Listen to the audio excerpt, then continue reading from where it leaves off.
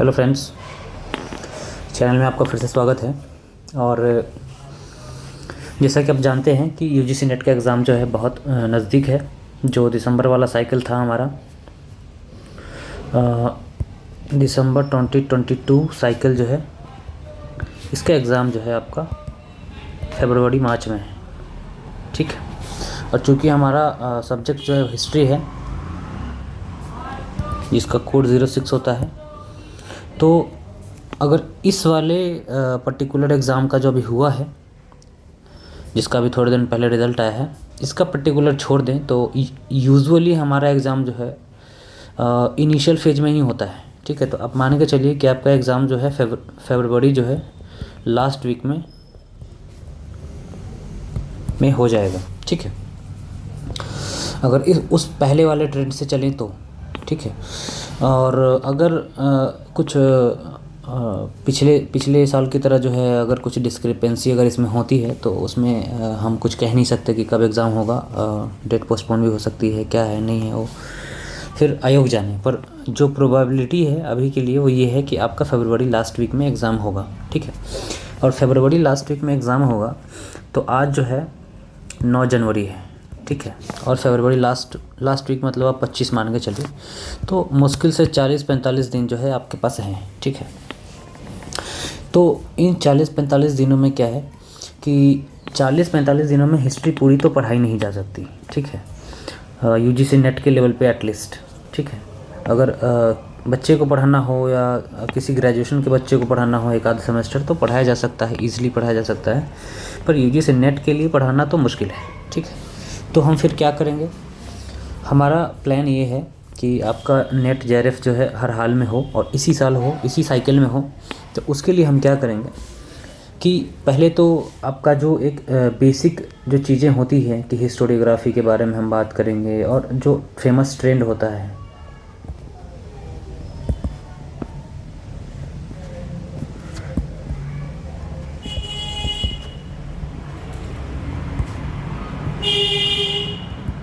जो हिस्टोरियोग्राफी। अच्छा, हिंदी मीडियम वाले बच्चे जो हैं वो ऐसा मान के चलें कि हम हिंदी में बोलेंगे और इंग्लिश में लिखेंगे। ठीक है ना। तो आप अगर चाहें तो आप साथ साथ या तो हिंदी में नोट्स बनाते चलें, या फिर खुद की एक ऐसी हैबिट जो है डेवलप करिए कि आपको थोड़ा बहुत इंग्लिश पढ़ने की और सुनने की आदत हो। ठीक है। क्यों? क्योंकि अगर आपको इंग्लिश नहीं आती है तो फिर बहुत मुश्किल होने वाला है आपके लिए रिसर्च करना, और या फिर आप पढ़ाने भी कहीं जा रहे हैं नेट क्वालिफाई करके, जेआरएफ करके, तो आपके लिए बहुत मुश्किल होने वाला है अगर आप इंग्लिश नहीं जानते हैं तो। ठीक है। तो आप ये कहिए, हम ये नहीं कह रहे हैं कि इंग्लिश मतलब आपको जानना ही है, पर यह है कि इतना आना चाहिए कि आप मतलब काम चला सकें। ठीक है। चलिए, तो हिस्टोरियोग्राफी बेसिकली ये इतिहास लेखन होता है। ठीक है ना। और उस इतिहास लेखन में जो है जो ट्रेंड्स होते हैं उसकी बात करें। ठीक है। इनिशियल जो है हमारा लेक्चर्स होंगे अगले 2-3 दिनों तक जो है हमारा, ये हम करेंगे। ठीक है ना। और उसके बाद जो है हम ये बात करेंगे कि जो एंशेंट है, ठीक है ना, एंशेंट में ऑलरेडी 2 लेक्चर्स जो है पढ़े हुए हैं। ठीक है ना। एक जो है वो प्री हिस्ट्री का है, प्री हिस्ट्री का एक लेक्चर पढ़ा हुआ है, दूसरा हड़प्पा का लेक्चर पढ़ा हुआ है। ठीक है ना। तो ये 2 लेक्चर्स जो है आप देख लेंगे सबसे पहले। तो उसके बाद हम क्या करेंगे कि जहाँ जहाँ से सवाल पूछते हैं यूजीसी, ठीक है ना, जैसे लिटरेचर होगा, लिटरेचर नहीं, ओवरऑल आप देख लीजिए कि जो सोर्सेज होते हैं, ठीक है ना, सोर्सेज के ऊपर जो है आर्कियोलॉजिकल, और किस टाइप से सवाल पूछे जाते हैं ना, ये भी हम बताएंगे आपको। ठीक है ना। लिटरेरी सोर्सेज, ठीक है ना। एंशिएंट में तो बेसिकली यही 2 टाइप के होते हैं, हम आगे बात करेंगे। ओरल सोर्सेज होते हैं, उसके भी बारे में बात करेंगे। पर जो इसमें भी लिटरेरी सोर्सेज में भी 2 टाइप के होते हैं, प्राइमरी और सेकेंडरी, है ना, ये भी हम बात करेंगे। ये प्राइमरी होता है आर्कियोलॉजिकल सोर्स। ठीक है ना।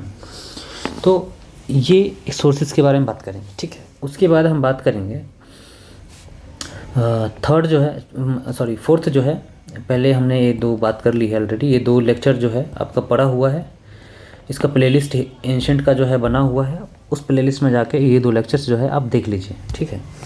उसके बाद हम जो वैदिक एज है, हम बहुत डिटेल में उसमें नहीं जाएंगे, ठीक है ना। बहुत कि हम ये नहीं करेंगे कि भाई यहाँ पर ये चीज़ हुआ और ये देवता वो देवता, ठीक है ना। हम वही चीज़ पढ़ेंगे, वही टारगेटेड वे में पढ़ेंगे जो आपके एग्ज़ाम के लिए ज़रूरी है वैदिक एज से, ठीक है। फिर हम आएंगे जो एज ऑफ महाजनपद से उस पर, ठीक है। एज ऑफ महाजनपद में जो है हम वैसे ही करेंगे जो इम्पोर्टेंट है, और इससे बहुत ज़्यादा सवाल नहीं आता है एज ऑफ महाजनपद से। अब देखेंगे तो पेपर जो आप उठा लीजिए, अगर ये हम छोड़ भी दें तो भी बहुत हमारा नहीं नुकसान होने वाला है, ठीक है ना। उसके बाद जैनिज़्म, जो फिलोसफिकल आइडियाज़ है, ठीक है ना, जैनिज़्म, बुद्धिज़्म, ठीक है ना, या फिर जो अलग अलग स्कूल है ना, फिलोसफिकल स्कूल है,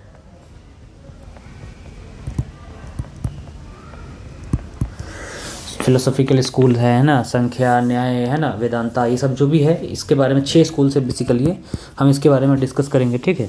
और इससे ना आप सवाल कैसे पूछेंगे, वो आपको उस पर्टिकुलर स्कूल के जो ना थॉट्स से वैसे पूछेंगे और बताएंगे कि किस तरह के जो है स्कूल का जो है ये थॉट है, ठीक है ना। ऐसे इस तरह से सवाल पूछे जाते हैं आपके, ठीक है।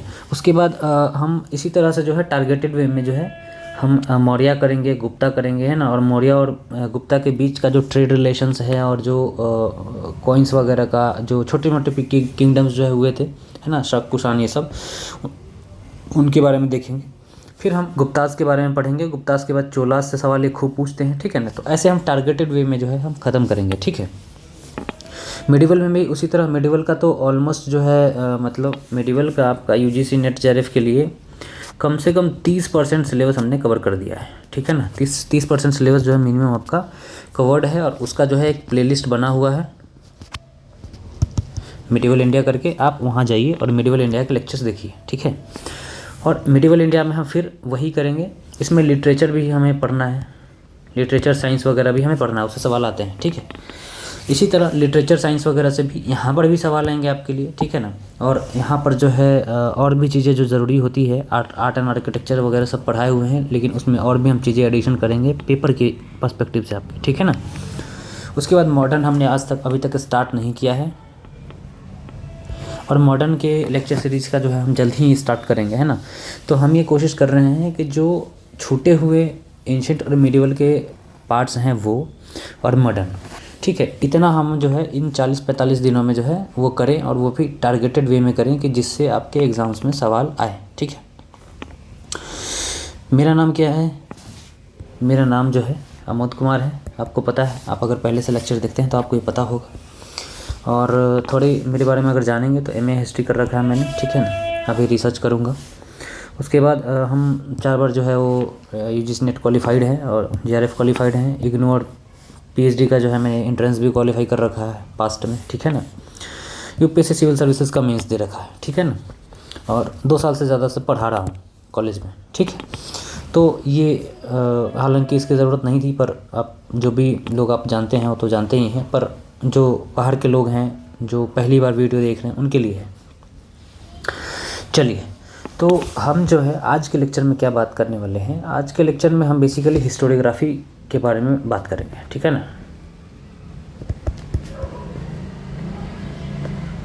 और ये लेक्चर सीरीज जो है ना हम आगे भी कंटिन्यू करेंगे, और छोटे छोटे लेक्चर्स के थ्रू जो है आपको ये बताएंगे, ठीक है।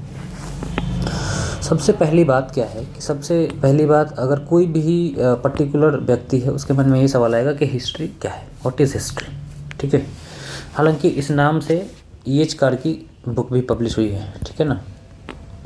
इतिहास क्या है हिंदी में भी है, ठीक है ना। इसका ट्रांसलेशन अगर आप हिंदी मीडियम में तो आप इसकी वो पढ़ सकते हैं किताब, और आपको ये ऑनलाइन मिल जाएगी PDF, ठीक है ना। गूगल पे टाइप करेंगे आप तो वहाँ से मिल जाएगी। अगर नहीं मिल रही है, या फिर अगर आप चाहते हैं कि मैं आपको भेजूँ बुक, तो हमारा टेलीग्राम चैनल है हिस्ट्री विद अमोद कुमार, ठीक है ना।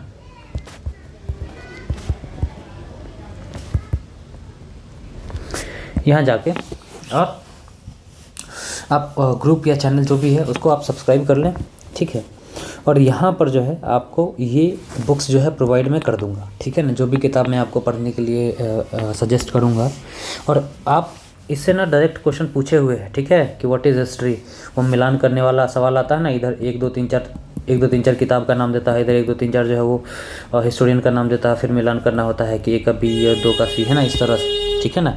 तो वैसे में ये क्वेश्चन जो है EH कर की किताब के बारे में पूछ रखा है, ठीक है ना। और भी किताब के बारे में पूछ रखा है, RG कॉलिंगवुड की किताब है ना, आइडिया ऑफ हिस्ट्री, ठीक है ना। EH कार की किताब, सॉरी, मार्क ब्लॉक की किताब है हिस्टोरियंस क्राफ्ट,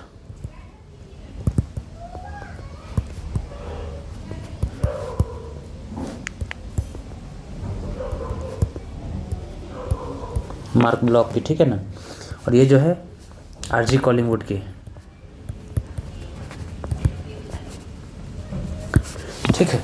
और भी किताब हैं, और भी यूरोप से हटके भी जो है US वगैरह में भी जो है हिस्टोरियोग्राफी के ऊपर किताब लिखे गए हैं ना।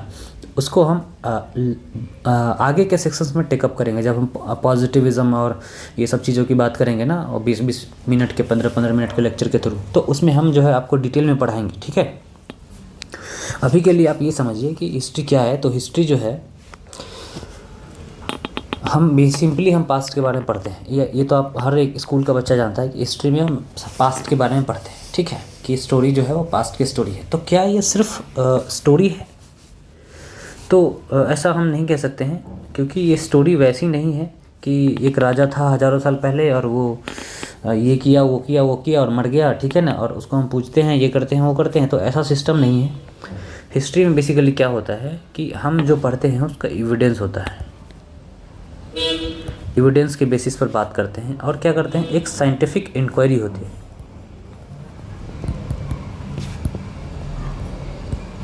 ठीक है, एक साइंटिफिक इंक्वायरी होती है। बेसिकली ये है कि history writing is a science, ठीक है। और इसमें क्या है, हालांकि इसमें बहुत सारे जो है डिबेट्स हैं और बहुत सारे तरह के जो है व्यूज़ हैं।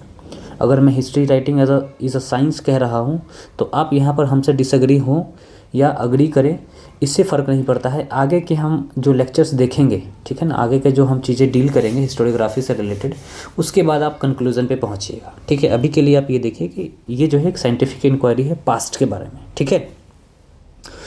और यहाँ पे हमने लिख भी लिया है आपके लिए, है ना, आप समझा रहा हूँ पर ये सारी बातें लिखी हुई है, ठीक है। देखिए, रिसर्च बेस्ड नॉलेज है ना, पास्ट के बारे में, है ना। और ये हिस्टोरी वर्ड से जो है वो ये किया है, ग्रीक वर्ड से, है ना।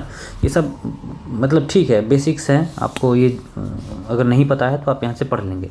हमें जो समझाना है वो ये है कि हिस्ट्री जो है वो सिर्फ हिस्ट्री नहीं है, ठीक है, वो एक रिसर्च बेस्ड जो है चीज़ें हैं, और एक एक चीज़ को एनालाइज़ किया जाता है, हर एक डॉक्यूमेंट को एनालाइज़ किया जाता है। अगर पास्ट का कोई डॉक्यूमेंट है किसी गवर्नमेंट का, किसी चीज़ का, तो क्या है कि उसकी ऑथेंटिसिटी भी चेक की जाती है कि क्या ये रिपोर्ट सही कह रहा था उस समय, या फिर सिर्फ एक फिक्टिशियस जो है ये, जैसे होता है ना, आज भी बहुत सारे रिपोर्ट छपते हैं जो झूठे होते हैं, ठीक है ना। तो क्या ये उस तरह भी झूठे रिपोर्ट जो है छापे गए थे? तो कि पूरी तरह से इंक्वायरी होती है, उसके बाद ही जो है उसको as a source material use किया जाता है, ठीक है ना। उसके बाद हिस्ट्री के बारे में हम बात करें तो पहले जो हिस्ट्री वो फिलोसॉफी और मेटाफिज़िक्स का जो है पार्ट था। इसमें जो है वो फंडामेंटल नेचर ऑफ रियलिटी, इन सब चीज़ों की जो है बात की जाती थी, है ना, कि क्या रियल है, और है ना। और उसके बाद जो कॉजालिटी है कि किसी चीज़ के ऊपर, जैसे मान के चलो कि कहीं पर एक वॉर हुआ तो उसके क्या कारण थे, है ना, या कोई एक पर्टिकुलर इवेंट हुआ तो उस इवेंट के पीछे क्या कारण थे। और उसमें एक जो है ना एक ट्रेंड जो है देखा जाता था। उस ट्रेंड का ये आइडिया होता था कि मान के चलो कि नेशनलिस्ट रिवॉल्यूशन अगर फ्रांस में हुआ है तो नेशनलिस्ट रिवॉल्यूशन इंडिया में भी हुआ है, तो क्या है कि फ्रांस में और इंडिया में एक ही तरह का नेशनलिस्ट रिवॉल्यूशन होगा, ठीक है ना। ऐसा जो है शुरुआती के दिनों में जो है माना जाता था, ठीक है ना। जो ये इसको पॉजिटिविस्ट अप्रोच कहते हैं। हम इसके बारे में बात करेंगे नेक्स्ट लेक्चर में, ठीक है ना, जब हम एक एक लेक्चर 15-20 मिनट का करेंगे, अलग अलग जो थॉट प्रोसेस जो चल रहा था हिस्टोरियोग्राफी को लेकर, और हिस्ट्री एज ए डिसिप्लिन जो है इवॉल्व हुआ, तो हम उसकी बात करेंगे, ठीक है। उसके बाद हम इम्पोर्टेंस क्यों देते हैं कि हम नॉलेज के बारे में है, सिंपली कोई भी कह सकता है अरे पास्ट जो बीत गया उसके बारे में पढ़ना क्या है ना। हम यूजुअली अपने पास्ट को भुला देते हैं, कहते हैं कि अरे नहीं छोड़ो, अब क्या ही याद करें, है ना, बुरे दिनों को। तो पर ऐसा नहीं है। क्या होता है कि पास्ट के बारे में जानने से हमें क्या होता है कि पास्ट में जो हमने गलतियाँ की है उसको दोहराए ना, ये हम इंश्योर करते हैं पास्ट के बारे में जान के, ठीक है ना। कि मान के चलो कि फर्स्ट वर्ल्ड वॉर हुआ, ठीक है, जैसे सपोज इस पे यूपीएससी का जो है एक क्वेश्चन भी आया था उसमें एसए में, ठीक है ना, कि हिस्ट्री रिपीट्स, है ना,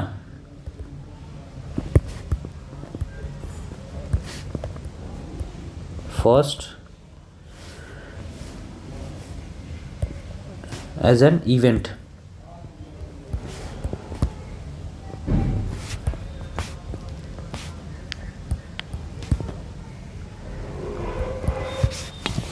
first as an event and second as a farce. मतलब अगर फर्स्ट वर्ल्ड वॉर हुआ और उससे हमने कुछ सीखा नहीं और सेकेंड वर्ल्ड वॉर हो जाए तो क्या है, ये हिस्ट्री का रिपीटेशन है, क्योंकि हमने एक वर्ल्ड वॉर से सीखा नहीं कि इतने सारे जाने जो है, मिलियंस ऑफ लाइव्स जो है वो गए हैं, मिलियंस ऑफ लोग जो है वो हो गए परमानेंट जो है डिसेबल्ड हो गए, है ना।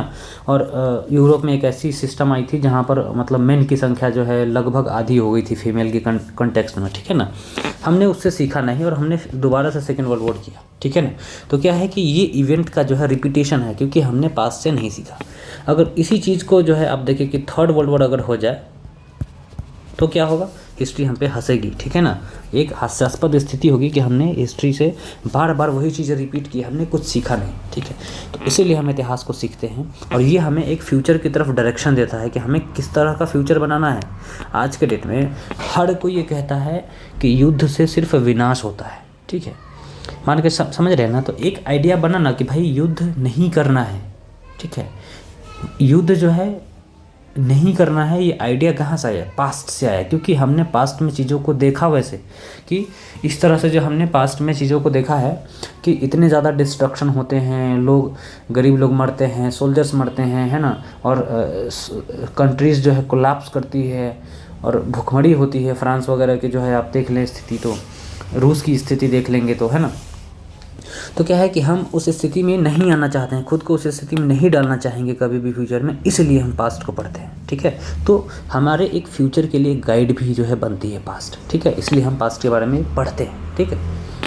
चलिए तो चलिए बात करते हैं कि पास्ट के बारे में सिंपली क्या ये सिर्फ पास्ट है या पास्ट है, मतलब एक प्लूरल फॉर्म है कि सिर्फ जो है बीती, मतलब जो सिर्फ इतिहास है या इतिहास से है, ठीक है ना। मतलब बहुत सारी जो है होता है ना कि कई सारे इतिहास है या सिर्फ एक इतिहास है, ठीक है ना, पास्ट या फिर पास्ट। तो इसका क्या मतलब है, बेसिकली कहने का ये मतलब है कि हमारा जो पास्ट के बारे में नॉलेज है वो लिमिटेड है, ठीक है ना। लिमिटेड कैसे है, क्योंकि over the period of time आप देखेंगे तो इंडिया का एग्जांपल लेते हैं इसमें, ठीक है ना, इंडिया का एग्जांपल लेते हैं। और over the period of time क्या है कि आप देखेंगे कि जो सोसाइटी है उसका एक बहुत ही बड़ा पोर्शन, करीब 90% लोग जो हैं वो पढ़ना और लिखना नहीं जानते थे, ठीक है ना, बहुत लंबे समय तक, ठीक है। लिटरेसी हमारे यहाँ जो अभी 60% प्लस गई है, ये बहुत रिसेंट फिनोमेना है, मतलब 10-20 साल का जो है ये है, ठीक है ना। इससे पहले क्या है कि 90% जो है लोग, ये आज़ादी की बात कर रहे हैं, आज़ादी के टाइम पर सिर्फ 12% लोग वो पढ़े लिखे थे, ठीक है ना। तो आज़ादी के समय तक भी जो है 90% लोग पढ़े लिखे नहीं थे, ठीक है। तो पढ़े लिखे नहीं थे तो क्या है, अब पढ़े लिखे नहीं होंगे तो क्या वो खुद की चीज़ें जो है बता पाएंगे कि हम कैसे जी रहे हैं, नहीं जी रहे हैं, नहीं ना। तो क्या है कि अगर 5 लोग पढ़े लिखे नहीं हैं, एक इंसान पढ़ा लिखा है, तो वो इनके बारे में ये अपना परसेप्शन बनाएगा कि ये क्या सोचता है कि ये कैसे हैं, ठीक है ना, ये नहीं कि ये क्या सोचता है अपने बारे में, ठीक है।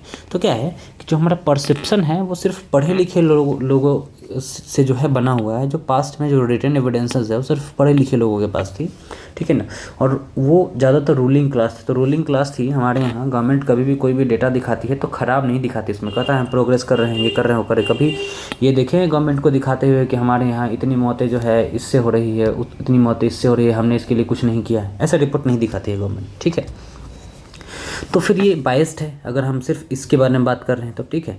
तो क्या है कि जैसे जैसे लिटरेसी बढ़ेगी, पढ़े लिखे लोग बढ़ेंगे, तो क्या है कि ये जो व्यक्ति पहले कह रहा था इसके आइडिया को कंटेस्ट किया जाएगा, ठीक है ना। इसके आइडिया को जो है वो चैलेंज किया जाएगा कि नहीं ऐसा नहीं था, ठीक है ना। और वो फिर एक अल्टरनेटिव व्यू देंगे, ठीक है ना। तो इसलिए कहा जाता है कि जो नॉलेज है पास्ट के बारे में वो सिर्फ पास्ट नहीं है, वो कई इतिहास हैं, ठीक है ना। जैसे कोई भी एक पर्टिकुलर एग्जाम्पल लेंगे, जैसे 1857 का रिवोल्ट है, ठीक है, मान के चलिए, सीधा सीधा मान के चलते हैं।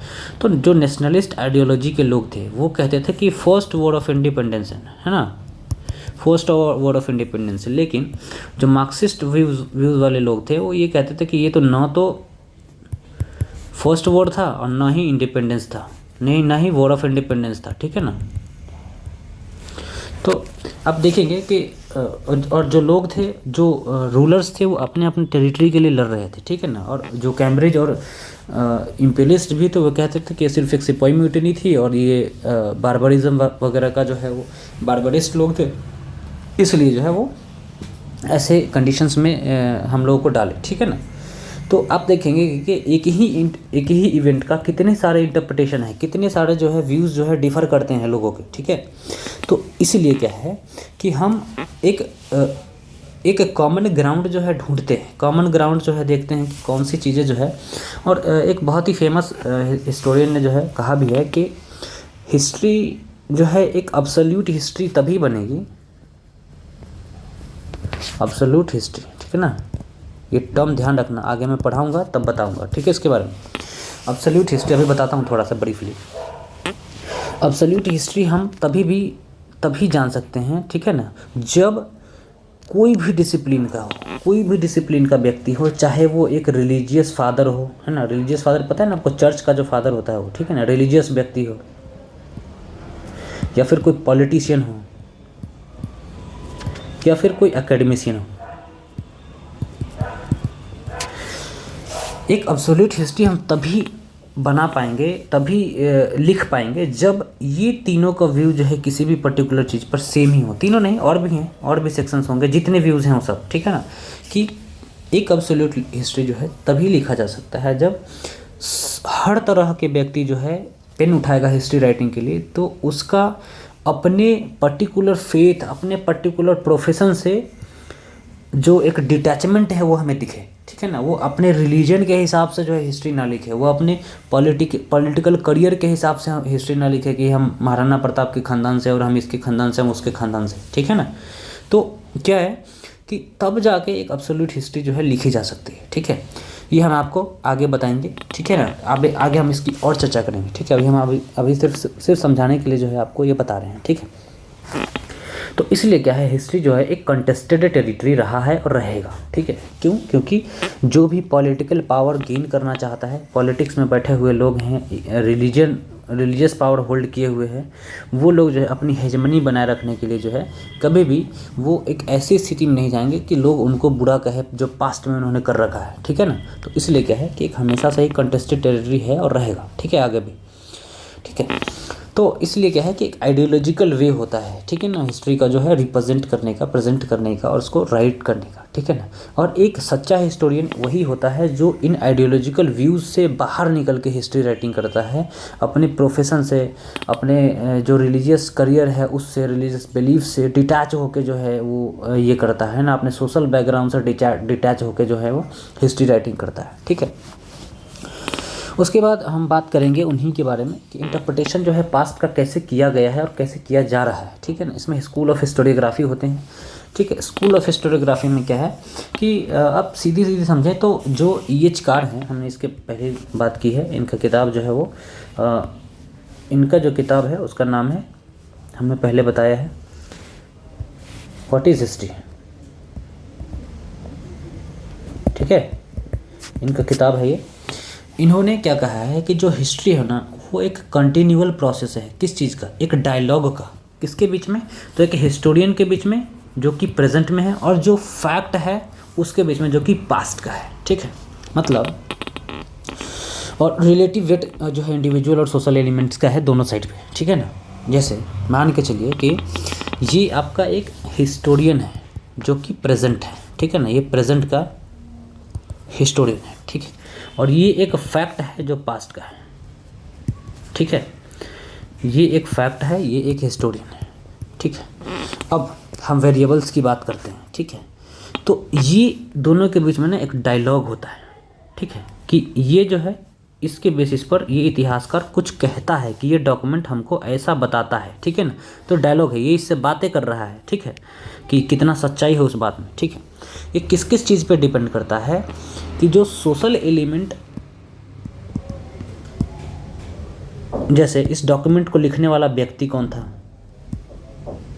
ठीक है ना, जो जिसने इस डॉक्यूमेंट को लिखा, उसकी पॉलिटिकल जो करियर है वो कैसी थी, क्या वो राजा का राजदरबारी था, क्या वो एक इंडिपेंडेंट राइटर था, क्या वो एक पोएट था, क्या वो एक स्टोरी जो है लिखने वाला व्यक्ति था, ठीक है ना। इन सब चीज़ों पर डिपेंड करता है।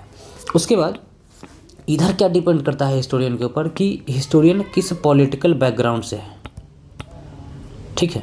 उसके बाद इसका क्या रिलीजियस बिलीफ है, उसके बाद इसकी सोशल बैकग्राउंड कैसी रही, ठीक है, और भी चीज़ें मैटर करती हैं, ठीक है ना।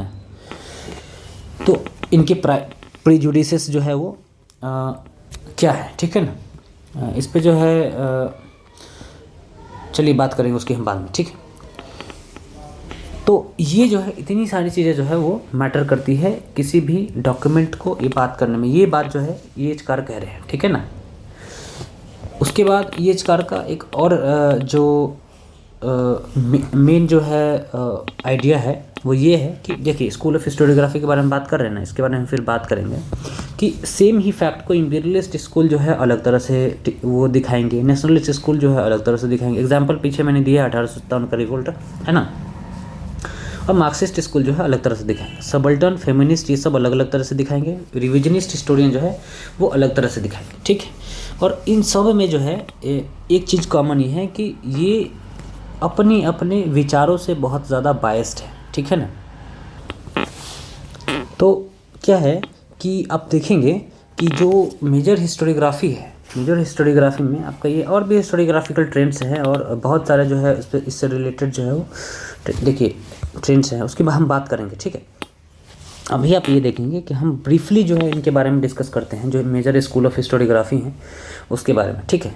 पहले हम आपको ये बताते हैं कि ये एचकार ने ये कहा है, क्या कहा है कि जो एक फैक्ट है ना पास्ट का, हमने बात किया था, ये फैक्ट है, ठीक है ना। ये जो एफ है ये हमारा पास्ट का फैक्ट है, ठीक है ना। और इसको जो है ना वो एक जो मछुआरा होता है उसकी फिश हुक में फंसा हुआ जो है ना एक फिश है, ठीक है ना, जो फैक्ट है, ठीक है। और इस फिश हुक में फंसा हुआ ये फैक्ट है, और जो मछुआरा है ना, ये पर्टिकुलर व्यक्ति जो हमारा हिस्टोरियन है, ठीक है ना। ये हिस्टोरियन जो है ना ये अपने घर ले जाके, ये मछुआरा जो है ये अपने घर ले जाके इस फिश को चाहे तो फिश फ्राई बना सकता है, ठीक है, चाहे तो फिश करी बना सकता है ना, फिश पकौड़े बना सकता है, जो मर्जी इसकी वो बना सकता है, ठीक है। कहने का क्या मतलब है कि जो फैक्ट है वो इंटरप्रिटेशन की डिमांड करता है, ठीक है। और वो इंटरप्रिटेशन एक हिस्टोरियन प्रोवाइड करता है, जो एक इतिहास का एक्सपर्ट होता है, जो फैक्ट ढूंढता है, ठीक है, जो वो डॉक्यूमेंट ढूंढता है, ठीक है ना। तो क्या है कि ये जो इंटरप्रिटेशन देगा, ये जो फिश फ्राई बनाएगा या फिश करी बनाएगा या पकौड़ा बनाएगा, वो इसकी पर्सनैलिटी के ऊपर डिपेंड करता है, जो इन सब चीज़ों से जो है इन्फ्लुएंस होती है, ठीक है ना। और यही पर्सनैलिटी की हम बात करेंगे इंपीरियलिस्ट। और ये सारी जो है वैसी थी कि जो स्कूल ऑफ हिस्टोरियोग्राफी जो इंडियन हिस्ट्री के ऊपर है वो हम इस तरह से डिस्कस कर सकते हैं। इसके ऊपर हम अलग से जो है 15-15, 20-20 मिनट का वीडियो जो है सबके ऊपर जो हम एक एक करके जो है डालेंगे, ठीक है ना। आप उसके लिए घबराएं नहीं, डिटेल में वीडियो डालेंगे, क्योंकि इससे मिलान करने वाले सवाल आपके आते हैं नेट जेआरएफ के पेपर में, ठीक है। और जो इस स्कूल के जो नोटेड पर्सनस हैं, हिस्टोरियंस हैं, उनके बारे में और उनकी बुक्स के बारे में हम आपको बताएंगे, जिसके बारे में भी एग्ज़ाम में पूछा जाता है, ठीक है। तो इंपीरियलिस्ट स्कूल की बात करते हैं, ठीक है। तो इंपीरियलिस्ट स्कूल जो है ये वैसी स्कूल थी जो ब्रिटिशर्स का कॉलोनियल इंटरेस्ट को सपोर्ट करने के लिए जो है थी, ठीक है ना। ब्रिटिश कॉलोनियल प्रोग्राम का हिस्सा थे, ठीक है ना। और इस इंपीरियलिस्ट स्कूल का इसमें भी विंसेंट स्मिथ थे, जेम्स टोड थे, और भी हिस्टोरियन थे, सॉरी, और भी जो है वो राइटर्स थे, जिसके बारे में बात करेंगे बाद में, जब इसके बारे में हम जब डिटेल में बात करेंगे तब हम उसके बारे में बात करेंगे, उनकी कंट्रीब्यूशंस के बारे में बात करेंगे कि इन्होंने क्या कंट्रीब्यूशंस दी, ठीक है ना। अभी मोटे मोटे तौर पे हम समझ लेते हैं कि एक्चुअली में है क्या, ठीक है। तो जो इम्पीरियलिस्ट स्कूल है, इम्पीरियलिस्ट स्कूल का जो है ये व्यू है कि ये इंडिया के जो एक हिस्ट्री है और हिस्टोरिकल ट्रेडिशन है उसको अंडरमाइन करेंगे, उसको बहुत ही कम जो है आंकेंगे, कम आंक के जो है कम दिखाएंगे, ठीक है ना। और ये ऐसा दिखाएंगे कि सब जो है ब्रिटिशर्स के आने से अच्छा हुआ है, ठीक है। जैसे ये कहेंगे कि जो एंशिएंट इंडियंस थे या प्री मॉडर्न इंडियंस थे, ठीक है ना,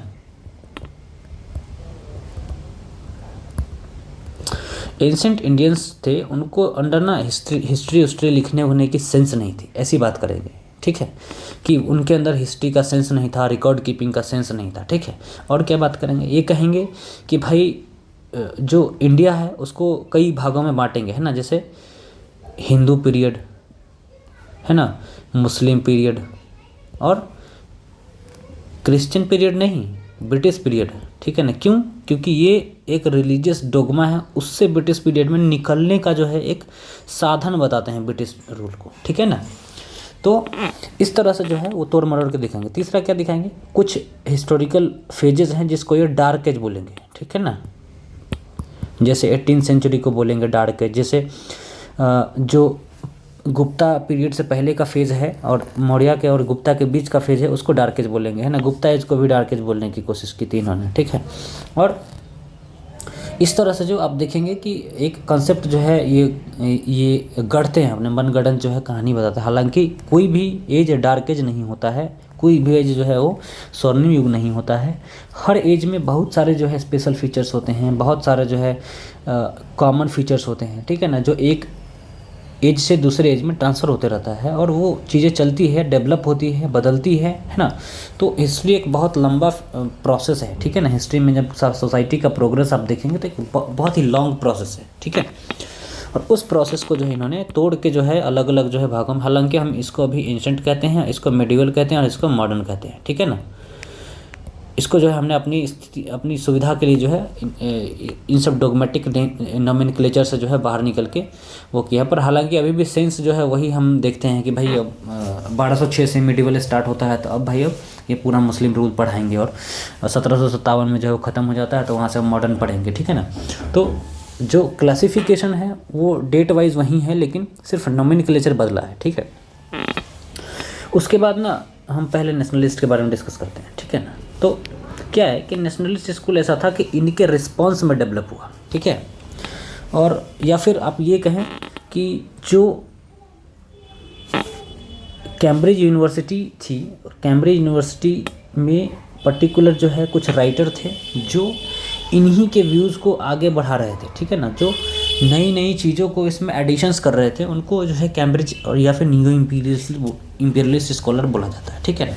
और इनके रिस्पांस में नेशनलिस्ट स्कूल जो है डेवलप हुई। नेशनलिस्ट स्कूल का जो है ये मानना था कि ये सब जो क्लासिफिकेशन है ये गलत है। एंशिएंट इंडियंस के अंदर जो है हिस्ट्री का कॉन्शियसनेस भी था, और ये जो है हिंदू, मुस्लिम और ब्रिटिश नहीं है, ये सब गलत बात है, ये एंशिएंट मेडिवल और मॉडर्न है, ठीक है ना। और डार्क एज वार्क एज कुछ नहीं होता है। ये फिर जो गुप्ता एज है उसको जो इन्होंने स्वर्णिम युग की जो है संज्ञा दी, ठीक है ना। बेसिकली ये है कि इनके रिस्पॉन्स में जो है ये डेवलप हुआ है, ठीक है। हालांकि ये भी बहुत सही नहीं है, ये भी बहुत सही नहीं है, लेकिन दोनों अपनी जगह पे एक दूसरे को अपोज कर रहे हैं, ठीक है। तीसरा व्यू जो है वो मार्क्सिस्ट व्यू, ठीक है ना, तीसरा या चौथा जो भी कहने हैं, और या फिर आप सीधे सीधे बोलें कि ये मार्क्सिस्ट व्यू है। तो ये बेसिकली जो अभी तक क्या है कि हिस्ट्री को ये कहा गया है कि जो एक पॉलिटिकल पर्सपेक्टिव है ना उसके हिसाब से देखा जाता था हिस्ट्री को, ठीक है। लेकिन मार्क्सियन जो थिंकर्स है, मार्क्सियन जो आइडियोलॉजी के जो राइटर्स थे, उन्होंने क्या किया कि इसको ना एक क्लास स्ट्रगल और क्लास कॉन्फ्लिक्ट की बात करें, या फिर इकोनॉमी के पर्सपेक्टिव से जो है देखना स्टार्ट किया, ठीक है ना। और एक चीज़ हम बता दें, थोड़ा सा अभी ब्रीफली डिस्कस कर देते हैं इसको। देखो, जो कार्ल मार्क्स थे उन्होंने ये कहा कि भाई जो हिस्ट्री है ना इंसान की, the entire history of human kind is a history of class struggle. ठीक है, मतलब इन्होंने ये कहा सीधा सीधा कि मानव प्रजाति की जितनी भी हिस्ट्री है वो हिस्ट्री जो है वो वर्ग संघर्ष की जो है कहानी है। ठीक है, बेसिकली तो इनके हिसाब से क्या है कि हमेशा एक डोमिनेंट क्लास रहा है सोसाइटी में और एक जो है सब ऑर्डिनेट क्लास रहा है। ठीक है ना, प्रिंसिपल या सब ऑर्डिनेट जैसे भी कह लें आप। ठीक है ना, अगर हम हंटिंग गैदरिंग सोसाइटी की बात करें या प्री हिस्ट्री की बात करें तो क्या है कि इसमें जो है डोमिनेंट क्लास नहीं था, सब ऑर्डिनेट क्लास नहीं था, और जो इसको प्रिमिटिव कम्युनिज्म ही बोलते हैं। ठीक है ना, आप ध्यान रखिएगा।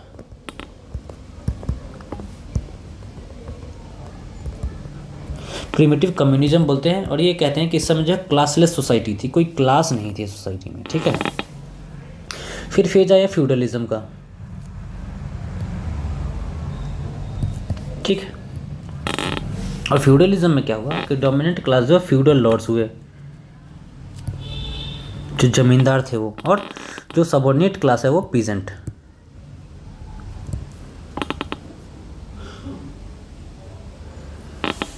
ठीक है, इससे पहले स्लेवरी है, स्लेव मोड ऑफ प्रोडक्शन। ठीक है ना,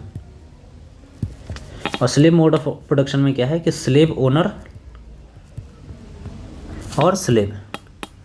ठीक है ना, सबऑर्डिनेट क्लास। उसके बाद फ्यूडलिज्म के बाद जो है कैपिटलिज्म आया, और इसमें क्या हुआ कि जो कैपिटल होल्डिंग करने वाले जो क्लास थी वो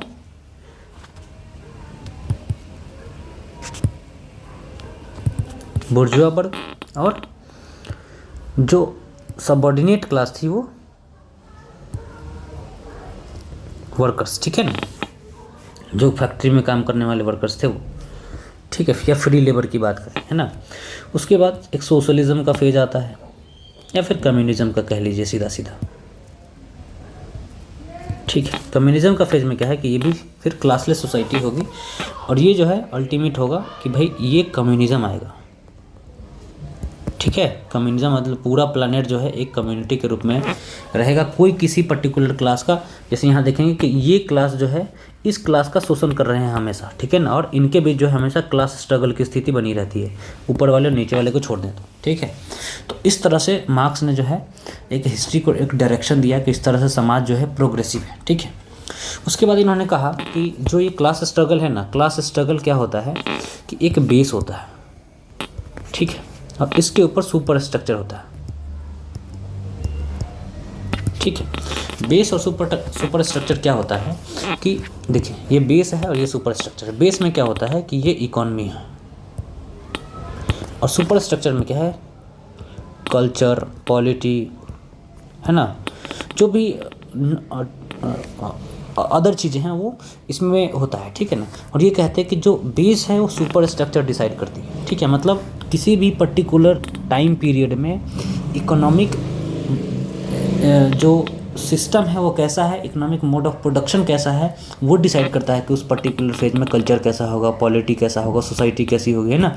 ये इनका जो है इंटरप्रिटेशन था। ठीक है, इसी चीज़ को आगे बढ़ाते हुए जो मार्क्सिस्ट स्कॉलर हैं वो इकोनॉमी पे और क्लास स्ट्रगल पे ज़्यादा जो है ध्यान देते हैं। ठीक है, कभी भी पीछे की जब वो हिस्ट्री राइटिंग करते हैं तो। ठीक है, चलिए उसके बाद सबल्टन हिस्टोरियोग्राफी हम ब्रीफली ही डिस्कस कर रहे हैं। हम देख रहे हैं कि वीडियो लंबा हो रहा है, पर अब इतना जो है एक बेसिक्स जो है आपको जानना चाहिए कि आगे जब हम डिस्कस करेंगे तो आपको परेशानी जो है ना हो। ठीक है, सबल्टन पर्सपेक्टिव जो है 1980 के दशक में डेवलप हुआ। ठीक है, और सबल्टन पर्सपेक्टिव जो है ना ये बहुत ही मतलब एक पाथ ब्रेकिंग जो है ये था। ठीक है ना, कि अब क्या है सबल्टन में और मार्क्सिस्ट हिस्टोरियोग्राफी का ही एक अंग है ये। ठीक है, उसी में से एक निकला हुआ जो है पार्ट है, क्योंकि मार्क्सिस्ट हिस्टोरियोग्राफी में किस चीज़ की बात की जाती है, जो डाउन ट्रोडन लोग होते हैं उनकी, है ना,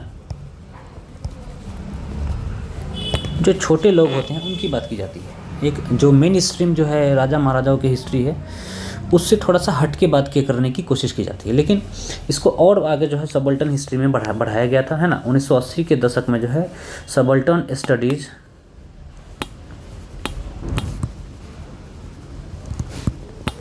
वॉल्यूम 1 और 2 करके जो है रंजीत गुहा ने जो है वो कुछ 2 वॉल्यूम्स जो है निकाले थे, ठीक है ना, प्रोज ऑफ काउंटर इंसर्जेंसी, है ना।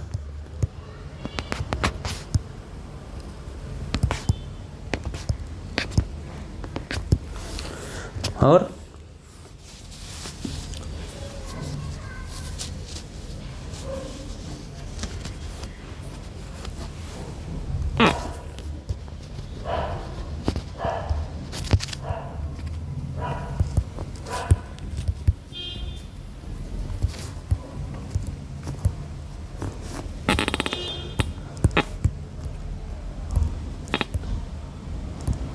ये कुछ वर्क्स जो है इनके सबऑल्टर्नेट स्टडीज़ में पब्लिश हुए, ठीक है ना। Prose of counter insurgency, elementary aspect of peasant insurgency in colonial India, ठीक है ना। इसके तहत आप इन दोनों को याद रखेंगे, एग्ज़ाम में पूछते हैं, ये बहुत इंपॉर्टेंट है आपके लिए, ठीक है। उसके इसलिए मैंने इसके नाम जो है लिख दिए हैं आपके लिए, ठीक है। हालांकि इसकी हम आगे चर्चा करेंगे। और तो इन्होंने क्या कहा ना कि भाई जब तक आप बेसिकली इनका नेशनलिज्म के ऊपर जो है उस टाइम जो है बातें चल रही थी, ठीक है। तो इन्होंने ये कहा ना कि जो नेशनलिज्म आप कांग्रेस के अंदर देख रहे हैं, ठीक है ना, और ये देख रहे हैं कि कांग्रेस जो है वो मतलब एक हाइपोथेटिकल जो है कंडीशन ले लीजिए कि भाई जितने भी मूवमेंट हो रहे हैं, जितने भी रिवोल्ट हो रहे हैं, वो आपको ऐसा लग रहा है कि इनकी लीडरशिप में हो रही है, पर क्या है कि इससे पहले भी जो है जो पीजेंट थे वो उनके अंदर जो है एक कॉन्शियसनेस अराइज हो चुका था, और हम उसकी कभी बात नहीं करते हैं। कॉमन लोगों की हम कभी बात नहीं करते हैं कि उनके अंदर भी कॉन्शियसनेस था कि कहाँ देश दुनिया में क्या चीज़ें चल रही है। हम सिर्फ मेन स्ट्रीम जो है हिस्ट्री को देखते हैं, तो ये गलत बात है, ठीक है। और इसी चीज़ को इसने आगे बढ़ाने की कोशिश की कि हम जो है सिर्फ कॉमन लोगों की बातें देखेंगे, और वो जो है कॉमन लोगों की बात जो है एंशंट से लेकर जो है पूरा जो है प्री मॉडर्न की सोसाइटी के बारे में, मॉडर्न सोसाइटी के बारे में लिखना जो है यहाँ से स्टार्ट हुआ, ठीक है ना, सबल्टन पर्सपेक्टिव से कि भाई ठीक है राजा महाराजा जो है वॉर लड़ रहे थे, है ना, और ये ट्रीटी साइन कर रहे थे, पर आम जनमानस क्या कर रहे थे, आम लोग क्या कर रहे थे, ठीक है ना। तो इस तरह से सबल्टन स्टडीज़ जो है डेवलप होती है, ठीक है। चलिए उसके बाद हम फेमिनिस्ट स्कूल की बात करेंगे। फेमिनिस्ट स्कूल में क्या होता है बेसिकली कि ये एक ऐसा एरिया है जहाँ जेंडर के जो है क्वेश्चंस उठाए जाते हैं, ठीक है ना। जेंडर क्वेश्चंस को जो है उठाए जाते हैं। उसमें अगर सबसे महत्वपूर्ण हम बात करें तो और भी हैं, बहुत सारे हैं, पर जो जिनके नाम मुझे अभी याद हैं उनके बताता हूँ। उमा चक्रवर्ती हैं, ठीक है ना, और इनका जो है ना पंडिता रमाबाई के ऊपर काम है, ठीक है। पंडिता रमाबाई की आपने कहानी सुनी होगी, चाहे नहीं सुनी होगी तो हम आगे के फेमिनिस्ट स्कूल वाले जो है लेक्चर में आपको बताएंगे, ठीक है। अभी क्लियर रहने देते हैं। ये जेंडर स्टडीज़ के ऊपर जो है ये जेंडर के क्वेश्चंस को जो है ये एड्रेस करने की कोशिश करते हैं। जैसे कि मान के चलिए कि हम सब जानते हैं कि मुग़ल के टाइम में जो है वो हरेम होता था, हरेम, ठीक है ना। इसमें क्या है कि जो वॉर कैप्टिव वुमेन होती थी ना, जो जिनको युद्ध में कैप्चर करके लाया जाता था, उसको इनमें रखा जाता था। ऐसे करीब 5000 लोग थे, ठीक है, और उनका जो है एक्सप्लॉयटेशन किया जाता था, है ना, मतलब जिस तरह का भी एक्सप्लॉयटेशन हो, शारीरिक हो चाहे जैसा भी हो, ठीक है। तो इन सब की जो है पर्सपेक्टिव जो है देखने की कोशिश की गई। आगे चल के भी आप देखेंगे ये मॉडर्न फेज में भी जो है जेंडर के क्वेश्चन जो है देखे गए, ठीक है ना, वो फेमिनिस्ट स्कूल के अंदर में आएगा, ठीक है। चलिए अब रिविजनिस्ट हिस्टोरियंस की बात करते हैं। रिविजनिस्ट हिस्टोरियोग्राफी के बात करते हैं, थोड़ा ही अभी बात करेंगे। रिविजनिस्ट हिस्टोरियोग्राफी क्या है कि इसमें बेसिकली ना जो इस्टेब्लिश्ड चीज़ें हैं उनको चैलेंज करने की कोशिश की जाती है, एक नया पर्सपेक्टिव ऐड करने की कोशिश की जाती है। जैसे आपको क्या पता है कि जो आयरन एज है, जो 8th सेंचुरी BC है, हमारे अंदर एक जनरल पर्सपेक्टिव है कि इस समय आयरन का इस्तेमाल स्टार्ट हो गया था और बहुत तेज़ी से फैला था, जिसके कारण क्या है सेकेंड अर्बनाइजेशन हुआ था। क्यों? क्योंकि खेती का विस्तार हुआ था। इतनी बात आप जानते हैं, खेती का विस्तार होगा तो क्या होगा, ट्रेड का विस्तार होगा, और इससे फिर क्या है इकोनॉमी जो है ग्रो करेगी, ठीक है ना।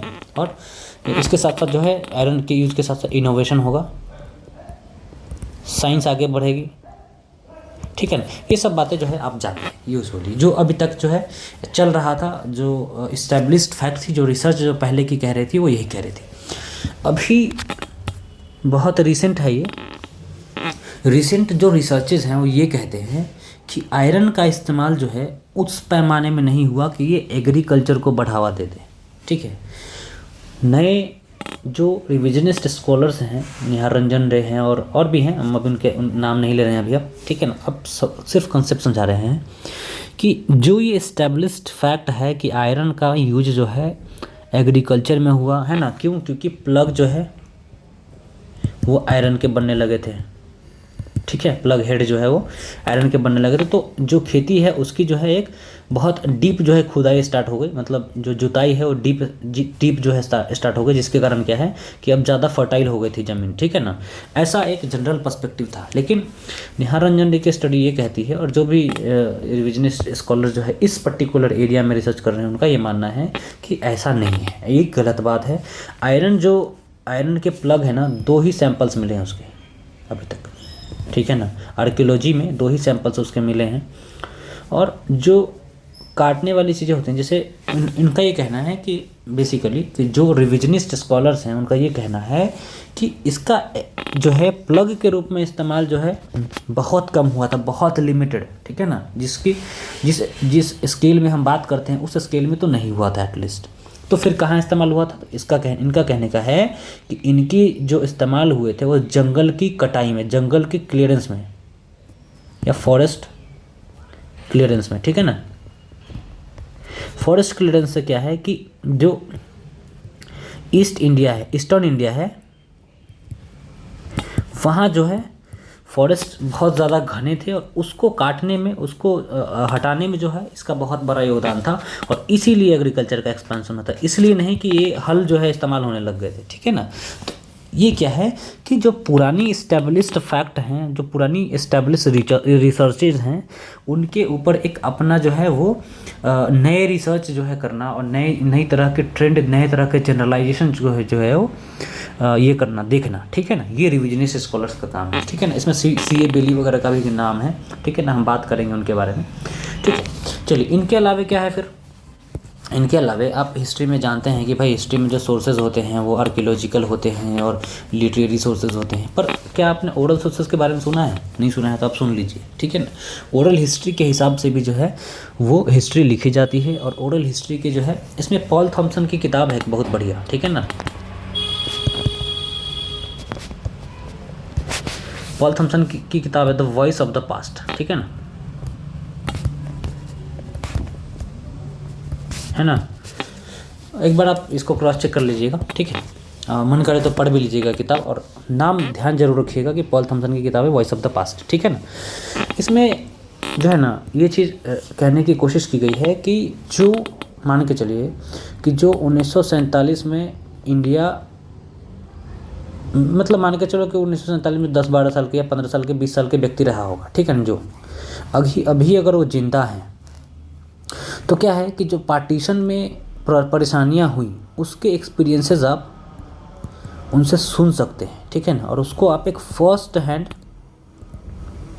एविडेंस मान सकते हैं। ठीक है, इस तरह से क्या है कि ओरल जो कहानियाँ और किस्से चल रहे हैं उनके हिसाब से इतिहास लेखन, इसको ओरल हिस्टोरियोग्राफी कहा जाता है। ठीक है, इन्वायरमेंटल हिस्ट्री में क्या है? इन्वायरमेंटल हिस्ट्री में क्या होता है कि जो इन्वायरमेंट है वो इंसान की लाइफ शेप करती है। जैसे अगर आप पुराने समय में देखेंगे तो क्या है कि जो भी सिविलाइजेशन डेवलप हुई, चाहे आप हड़प्पन सिविलाइजेशन हो, मेसोपोटामिया है ना, चाइनीज सिविलाइजेशन हो, है ना, हान सिविलाइजेशन बोलते हैं उसको। ठीक है ना, चाहे जो भी हो चाइनीज, जितने भी बड़े बड़े सिविलाइजेशन जो डेवलप हुए ना वो सारे जो है नदी या नदी के किनारे, ठीक है ना, वो रिवर वाटर के सोर्स के पास ही डेवलप हुए हैं। हड़प्पा के पास कौन सी नदी है आपको पता है? मेसोपोटामिया के पास टिग्रिस और यूफ्रेटस है।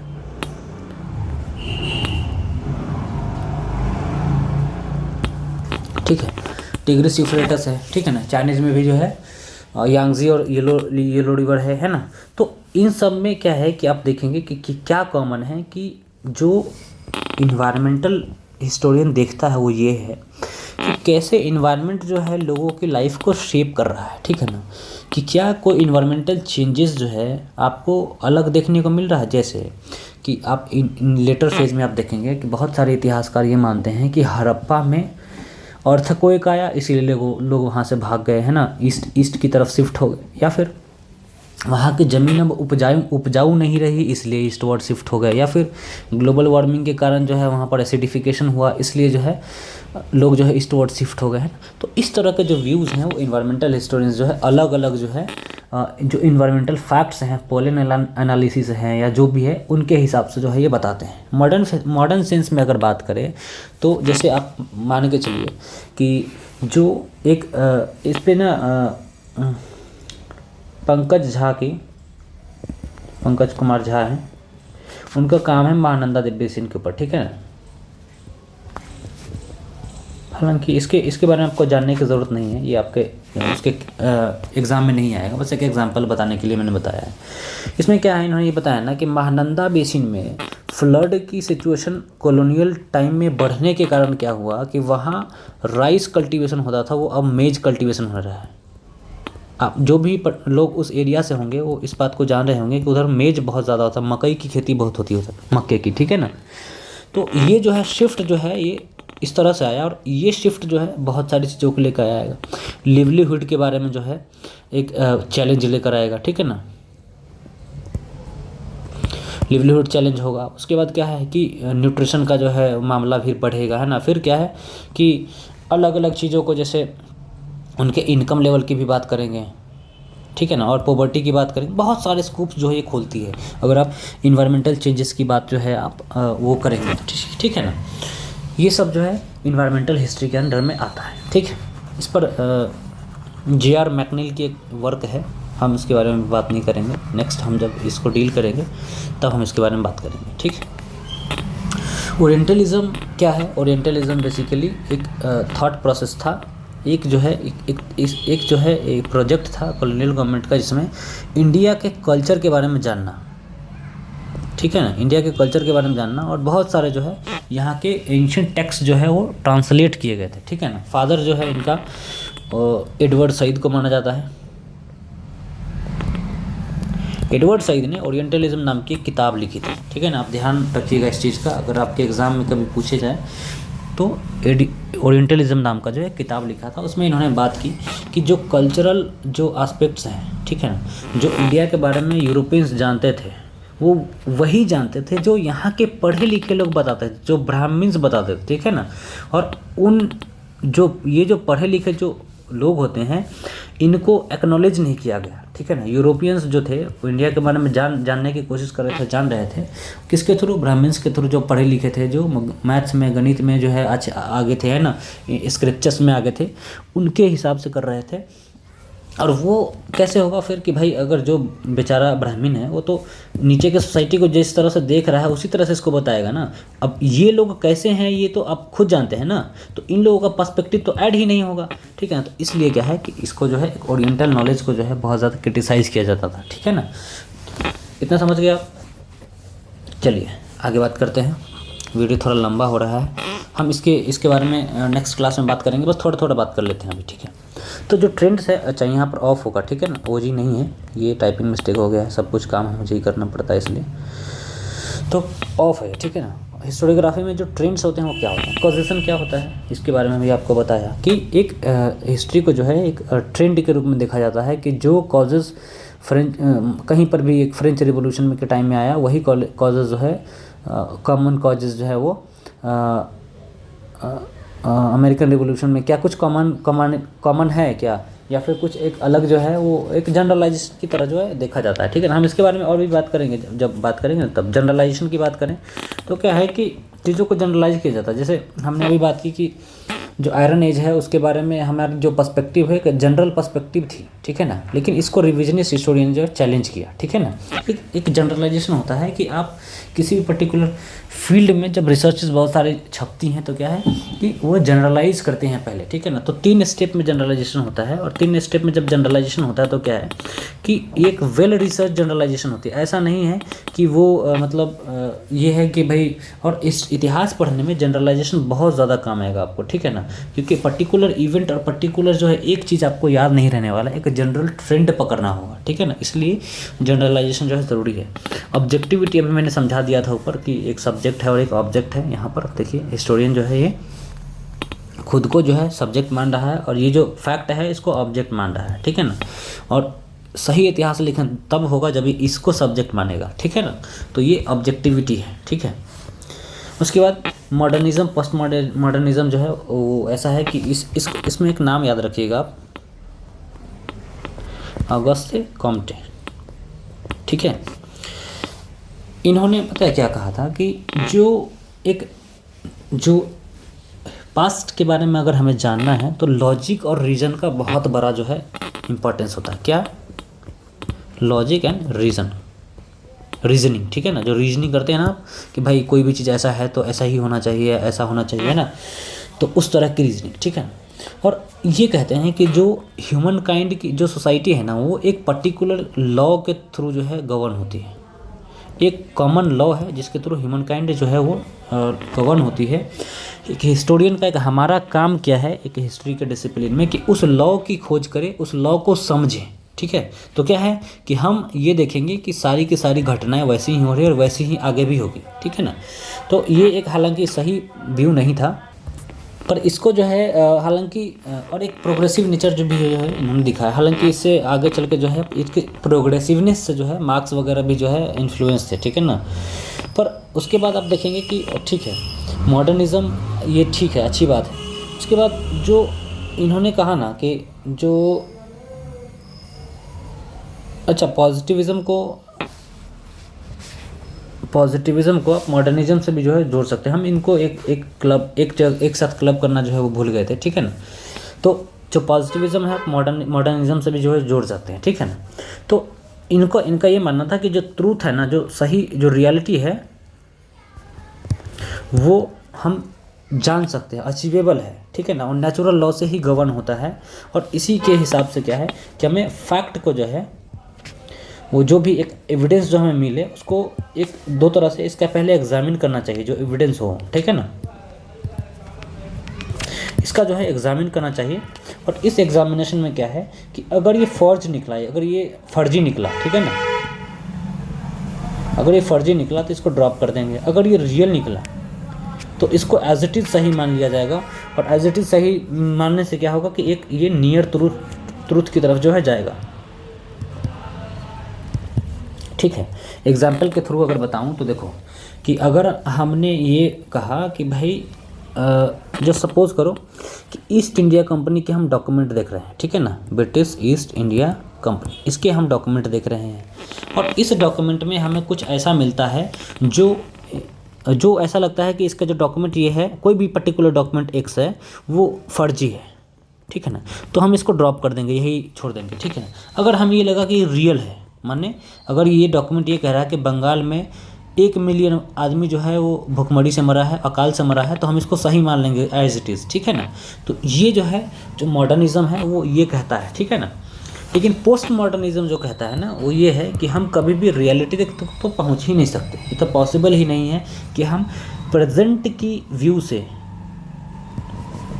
आज का व्यक्ति 21st सेंचुरी का व्यक्ति जो है वो 15th या 13th सेंचुरी के व्यक्ति की सोच के हिसाब से जो है उस समय की सोसाइटी की कल्पना कर सकता है। ये पॉसिबल ही नहीं है, ठीक है, कभी भी। और तो फिर क्या पॉसिबल है, हम जो है इसके पास जाने की कोशिश करते हैं, पीछे के जो है जो बिलीफ सिस्टम है और उन सब के थ्रू जो है हम देखने की कोशिश करते हैं। पर ऐसा पॉसिबल है नहीं कि हम वो जो है एक 2000 साल पहले जाके जो है लोगों के दिमाग को पढ़ सके कि उस समय लोग कैसे सोचते थे और क्या सही था क्या गलत था, ठीक है ना।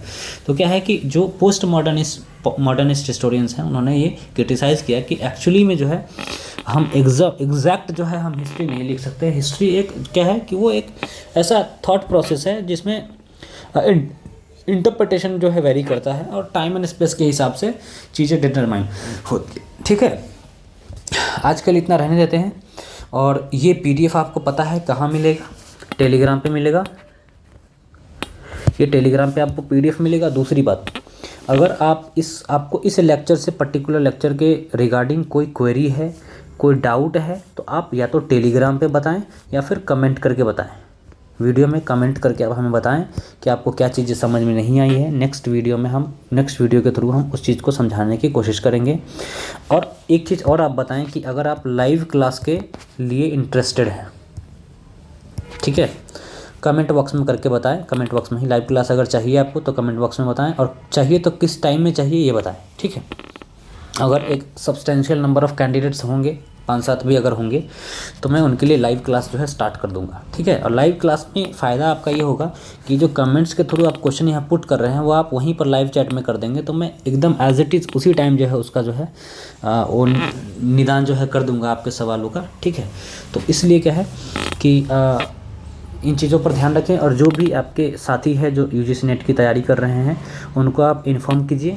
ठीक है, और UGC नेट के लिए ही स्पेशली मैं ये लेक्चर सीरीज़ जो है अभी बना रहा हूँ। ठीक है, खास के एटलीस्ट आने वाले कम से कम 1 से 1.5 महीने में सिर्फ UGC नेट के लिए ही जो है लेक्चर बनाऊँगा और पूरा का पूरा सिलेबस आपका कवर कराऊँगा। उसके साथ साथ मैं आपका जो पेपर 1 है, ठीक है ना, पेपर 1 में भी जो है DI है या फिर रिसर्च एप्टीट्यूड है, टीचिंग एप्टीट्यूड है, ये सब जो एक मेजर पोर्शन है वो मैं कवर करा दूंगा आपको। ठीक है ना, और क्या कराऊंगा मैं, और आपको क्वेश्चन पेपर जो है PYQs जो है वो सॉल्व करके उसका डिटेल सोल्यूशन जो है आपको प्रोवाइड करूंगा। अब चूँकि आपको पता है कि 150 क्वेश्चन होते हैं एक PYQ में, तो 100 क्वेश्चन हिस्ट्री के होते हैं, आपको पता है। 100 क्वेश्चन का अगर मैं लेक्चर बनाऊँ तो कम से कम 4 घंटे का होगा, ठीक है ना, मिनिमम 4 आवर्स का। तो हम क्या करेंगे, 20 से 25 क्वेश्चंस का जो है एक सेक्शन वाइज जो हम डिवाइड कर लेंगे कि एंशिएंट का क्वेश्चन एक पर्टिकुलर ईयर से एंशिएंट का क्वेश्चन अलग कर लेंगे, मिडिवल का क्वेश्चन अलग करेंगे और मॉडर्न का क्वेश्चन अलग कर लेंगे, और उस हिसाब से फिर आपको वो कराएंगे हम। ठीक है, और इतना जो है हम कम से कम जो है 3-4 साल के जो है पेपर, कम से कम 4-5 पेपर जो हम आपको डिस्कस कर देंगे इस बीच में। ठीक है, और 4-5 पेपर डिस्कस कर देंगे तो बहुत सारे ट्रेंड आपको पता चल जाएगा पेपर का कि आपको तैयारी कैसे करनी है और आपको एग्ज़ाम में पेपर सॉल्व कैसे करना है, ये भी हम बात करेंगे। ठीक है, अभी के लिए रहने देते हैं और आज के लिए इतना ही। Thank you. और वीडियो को आप शेयर करिए, लाइक करिए, जो भी है। आप चैनल को, अगर आपने यहाँ तक वीडियो देख लिया है, चैनल को सब्सक्राइब नहीं किया है तो सब्सक्राइब कर लें, बेल आइकन प्रेस कर लें, क्योंकि अब जो है रेगुलर वीडियोज़ चलेगी। ठीक है, थैंक यू।